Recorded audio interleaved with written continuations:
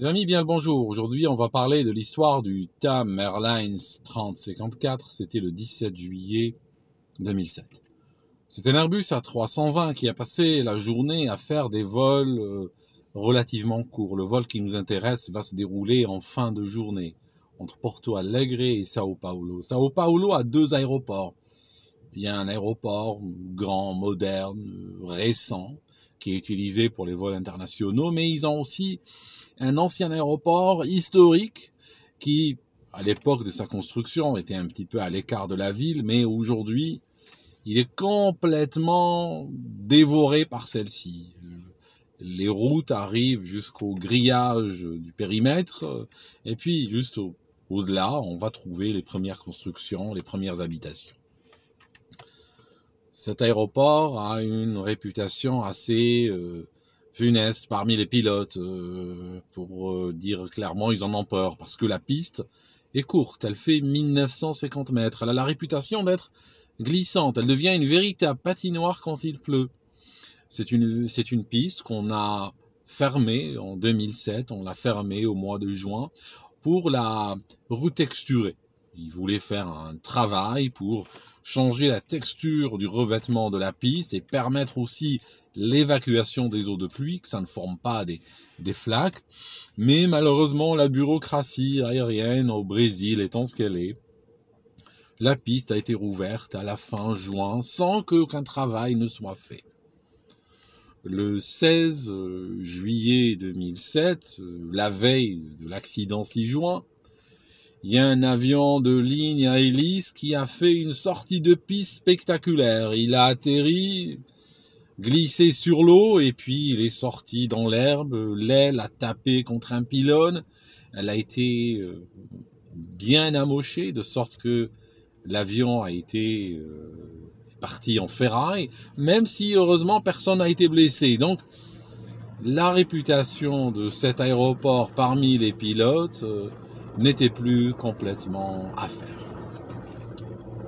Alors ce jour-là, dans cet avion de type Airbus A320, on avait 187 personnes. Il était blindé, plein comme un œuf. En fait, il y avait plus de personnes que de sièges. Ceci dû au fait qu'il y avait des enfants en bas âge qui étaient tenus sur les genoux d'adultes. Dans le cockpit, on a deux personnes. On a deux personnes qui ont les deux le statut de commandant de bord dans la compagnie, pas dans ce vol. Celui qui est assis de gauche est un pilote qui a l'habitude de l'Airbus, c'est lui qui sera le commandant de bord et c'est lui qui fera l'étape ce jour-là, qui pilotera. Le pilote à sa droite, qui a aussi le titre de commandant de bord dans la compagnie, est un pilote qui est en train de faire sa transition sur Airbus, mais fondamentalement, c'est un pilote de Boeing. Il est un petit peu dépassé par les systèmes de l'appareil qui est construit selon une logique complètement différente à ce qu'il a suivi ou ce qu'il a utilisé durant toute sa carrière. Il décolle ainsi donc. La météo est marginale, sans excès, il pleut, la visibilité est de l'ordre de 6000 mètres sur Porto Alegre, sur Sao Paulo, sur leur destination. Mais en vol, il décide de contacter donc les services ATC de leur destination pour demander l'état de la piste. Et la réponse est sans appel. La piste est mouillée, glissante. Okay. Autre problème ce jour-là, qui va se greffer sur l'imaginaire de ces pilotes et qui va peut-être rajouter leur stress, leur angoisse et les pousser à faire ce qu'ils ont fait. Un des inverseurs de poussée de l'Airbus, quand l'Airbus atterrit, il y a des inverseurs de poussée qui peuvent être utilisés. Un des inverseurs de poussée était en panne depuis plusieurs jours. Il y a une MEL, Minimum Equipment List, qui dit que si un des inverseurs de poussée ne fonctionne pas, on peut quand même partir. En réalité, on peut même partir sans aucun inverseur de poussée. Parce que tout simplement, dans ces tests de certification, l'avion n'est pas certifié pour atterrir, y compris sur des pistes mouillées, et avoir un besoin absolument vital des inverseurs de poussée. durant tous les tests de certification d'Airbus et de Boeing et d'autres, les freinages, même en conditions marginales, sont démontrés sans aucune utilisation des inverseurs de poussée. Donc, les pilotes ont peur parce qu'ils n'ont pas l'inverseur, mais fondamentalement, ce n'est pas la fin du monde. Donc, l'avion est lourd à cause des passagers. Il est lourd parce qu'ils ont pris beaucoup de carburant, plus que ce qui est nécessaire pour ce vol, tout simplement parce qu'ils n'arrêtaient pas d'aligner les vols courts toute la journée et ils ne voulaient pas refueler à chaque aéroport où ils atterrissent, donc ils avaient tendance à prendre le carburant de manière assez généreuse. Météo, je disais, mauvaise, piste glissante, piste mouillée, inverseur qui marche pas. Ces pilotes étaient un petit peu comme des spectateurs. C'est bizarre parce que normalement, quand un pilote demande des informations au service ATC ou autre, c'est pour que ces informations puissent sous-tendre une décision. Et la décision la plus importante, c'est dire est-ce qu'on y va ou pas? Est-ce qu'on continue ou pas? Est-ce qu'on ne devrait pas faire demi-tour? Est-ce qu'on ne devrait pas aller vers un autre aéroport? Comme par exemple le nouvel aéroport de Sao Paulo, ils auraient pu se dérouter. Mais fondamentalement, ils semblent être comme des spectateurs de leur propre sort, alors que les mauvaises nouvelles s'accumulent.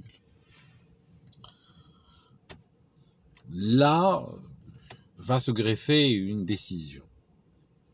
C'est-à-dire que la procédure, quand un des inverseurs de poussée est en panne, la procédure est la suivante. Les pilotes, on leur dit, leur compagnie leur dit, Airbus leur dit, vous atterrissez en ignorant qu'il y a un inverseur en panne. Vous faites les mêmes gestes.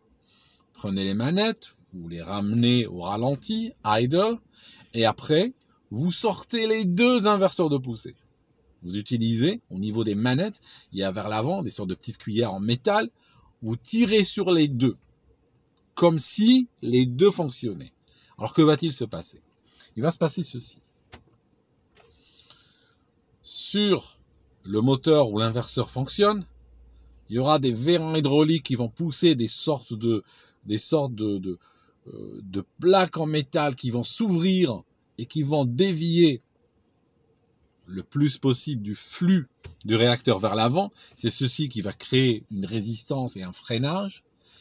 Mais que va-t-il se passer sur le réacteur où les inverseurs de poussée ne marchent pas? Parce qu'ils ont été désactivés par un mécanicien. Pourquoi? Parce que un des vérins qui ouvre les inverseurs de poussée, il pissait de l'huile.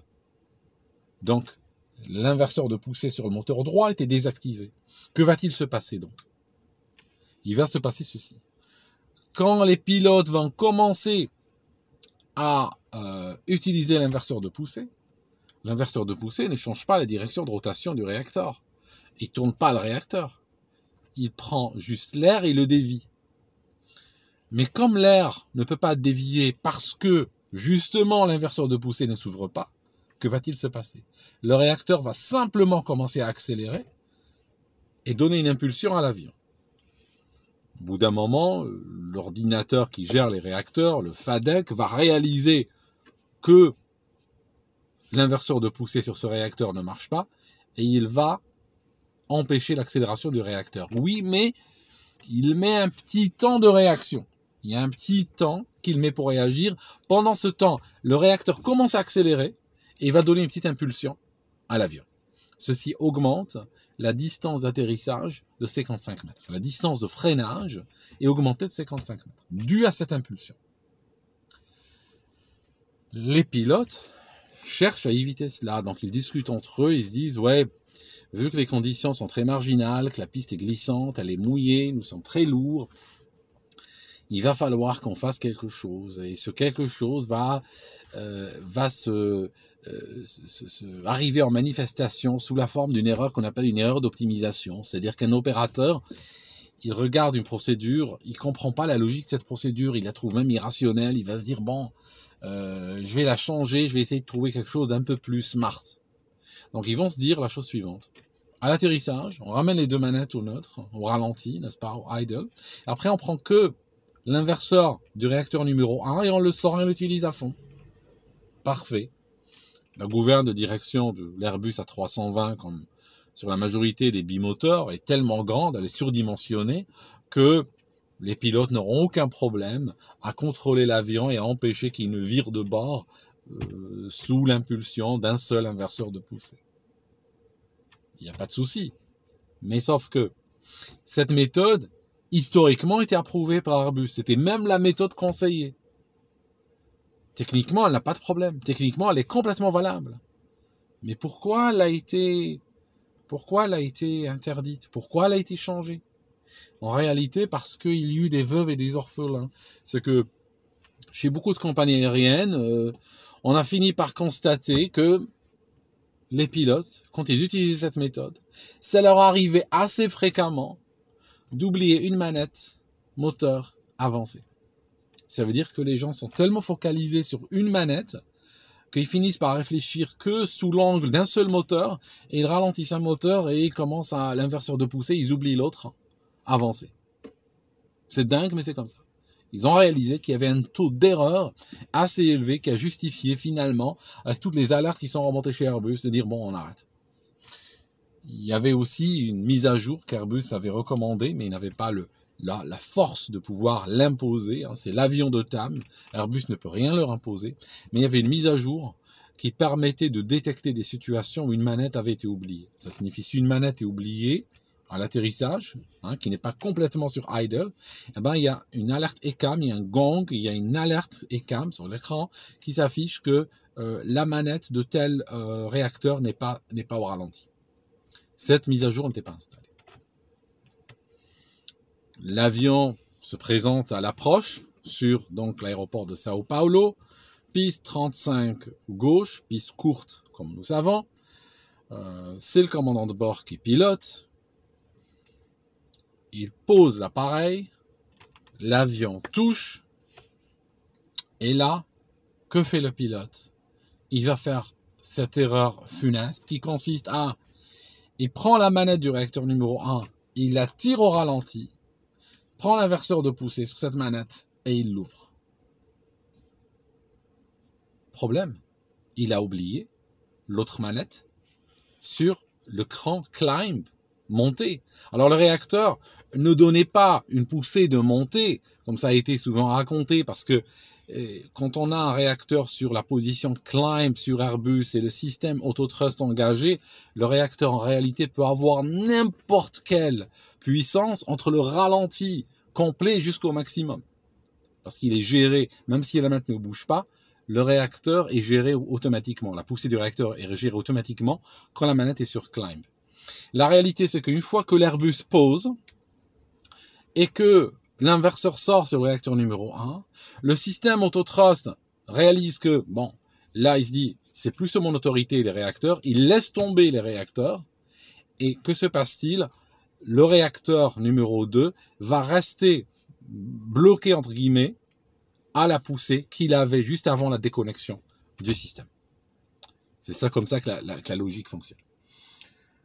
Donc, l'avion pose, inverseur de poussée, et que va-t-il se passer? Deux choses vont se passer. La première chose, c'est que les spoilers ne vont pas s'ouvrir. Ça signifie qu'il y a sur les ailes ce qu'on appelle des spoilers, c'est des surfaces énormes sur les ailes des avions grands comme 777 ou autres. Ça a la taille d'une porte de garage, certains d'entre eux. D'ailleurs, certains, ceux qui sont le plus proches de la cabine, ce sont des surfaces de vol qu'on n'utilise qu'au sol. Elles sont désactivées une fois en vol tellement elles sont grandes.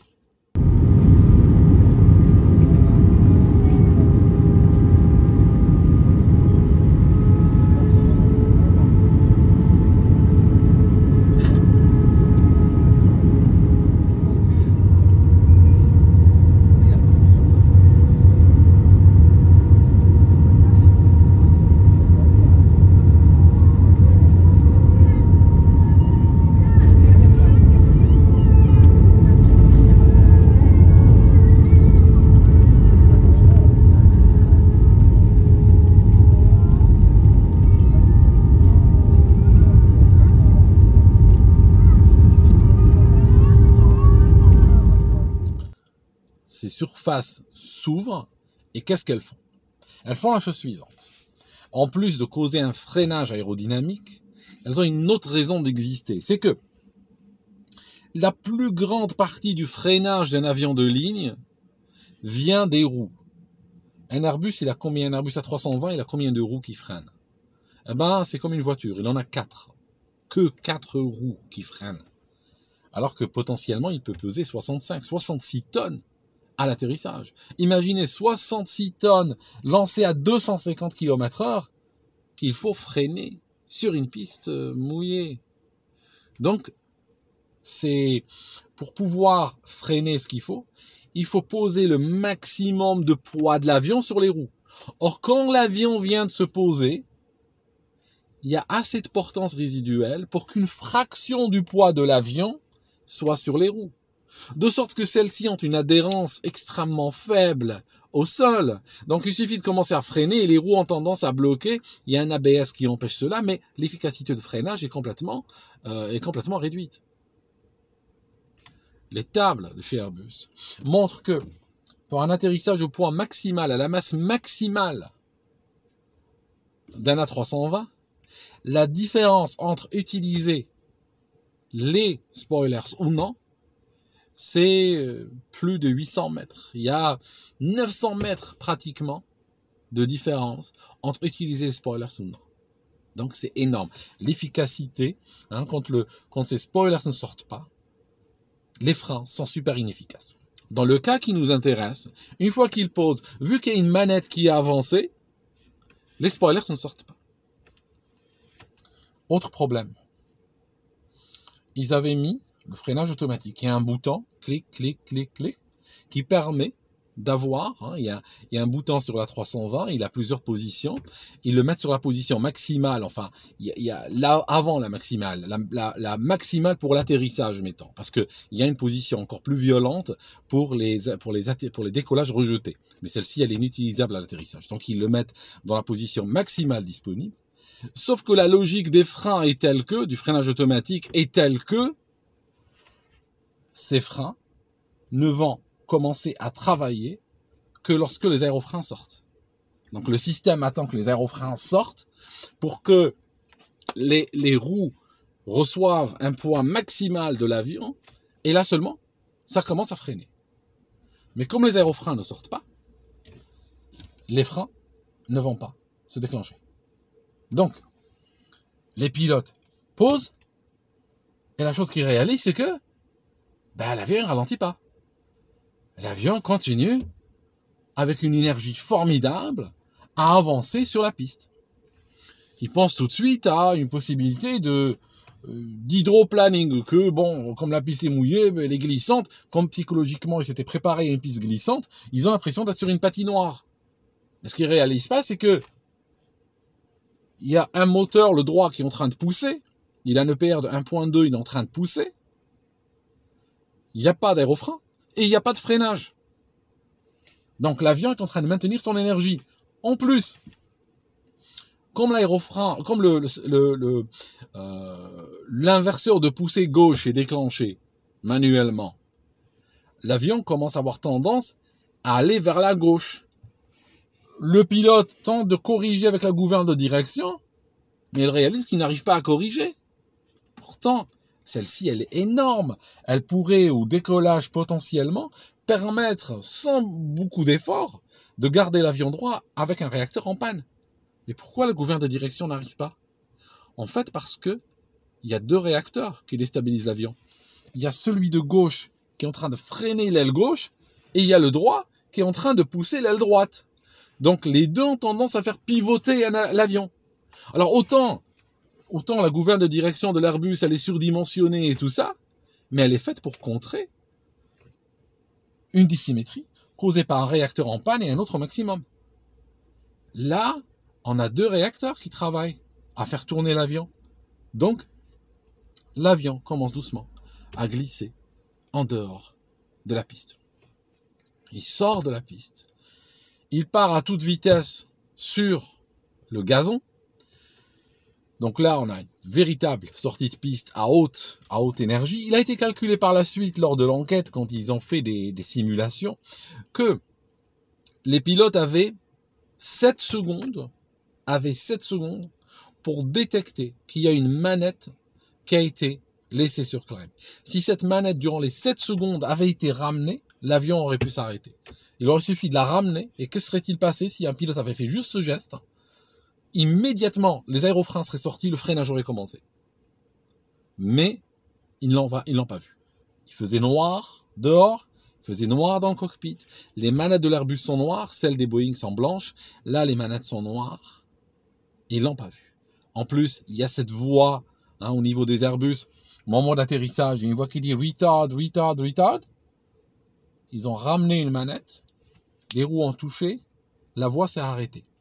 Mentalement, pour les pilotes d'Airbus, si la voix qui dit retard ne résonne plus dans le cockpit, c'est que les manettes sont ramenées au neutre, ce qui n'est pas vrai en réalité. Ils l'ont découvert à leurs dépens. Quand on peut avoir un moteur avancé, un autre réduit, et l'inverseur de poussée sorti, la voix ne dit rien du tout, malgré qu'un réacteur est avancé. Sur les nouveaux aujourd'hui, il y aurait une alerte ECAM, bing, avec une alerte ECAM, comme quoi un des moteurs n'est pas sur idle. Mais la voix s'arrête. Il a été calculé aussi, lors de l'enquête par la suite, il a été calculé que, depuis le toucher, si les pilotes avaient décidé de redécoller, ce qui est super déconseillé, mais si les pilotes avaient quand même décidé de redécoller, donc pousser les manettes des gaz à fond et redécoller, ils avaient 15 secondes pour prendre cette décision. Ils auraient pu décoller en toute sécurité. Ceci vous donne une idée assez juste de la vitesse à laquelle fonçait l'avion sur la piste. L'avion était tellement rapide, il a gardé une vitesse d'à peu près 100 nœuds tout le long. Son nœud, 185 km/h. Il a gardé une vitesse de 100 nœuds tout le long. De sorte que, relativement, on peut imaginer la situation suivante, qu'ils avaient voulu redécoller. On peut imaginer dans ce cas-là une V1 de 0, parce que de toute façon, il n'y a plus le temps pour freiner. On peut imaginer une V1 de 0. Une VR de 130 nœuds par exemple, il aurait suffi de prendre les manettes, les pousser, compter jusqu'à 5, tirer sur le manche, l'avion serait élevé.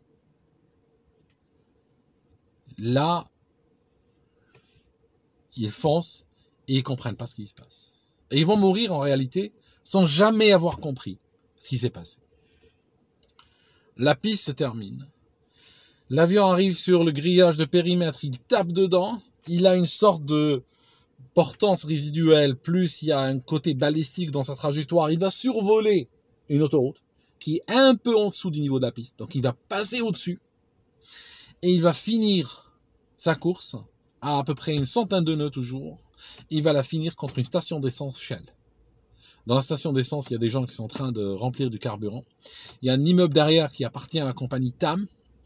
Et à ce moment-là, il y a une explosion instantanée qui va se déclencher, qui va inclure l'avion, la station d'essence, et puis le building qui est derrière. Total, il y a une totale des dégâts. C'est dans l'avion, il y a tout le monde qui meurt. Il y avait 187 personnes, il y a 187 morts dans l'avion. Ça, c'est simple. Dehors, il y a 12 morts. Il y a 12 personnes qui étaient en train de faire de l'essence ou travailler dans la station ou autre, qui vont trouver la mort également.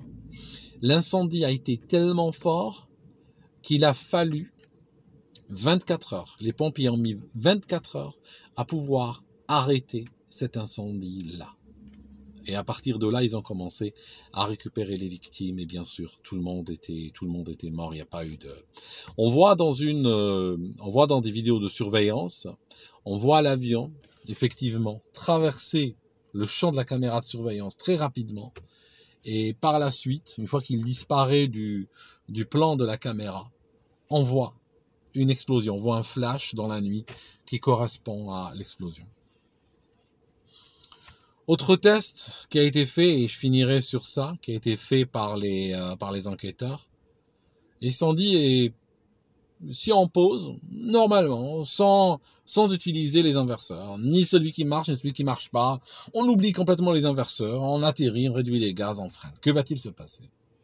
Ils ont réalisé qu'ils pouvaient s'arrêter largement dans cette piste, sans problème.